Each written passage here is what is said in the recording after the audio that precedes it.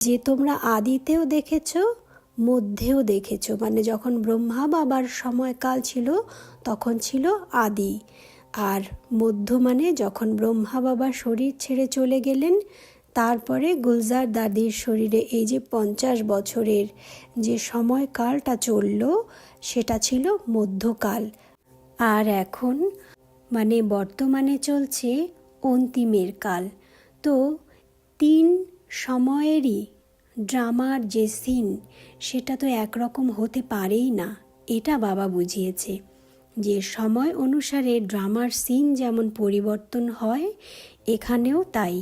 আর যারা পুরো ড্রামার গল্পটাকে শুরু থেকে শেষ অবধি মন দিয়ে বোঝে তারা কিন্তু খুব এনজয় করে। যে কোনো ড্রামাই কিন্তু অর্ধেক দেখলে বা অল্প কিছু পার্ট দেখলে কিন্তু কোনো মজা নেই, শেষটা যদি না জানা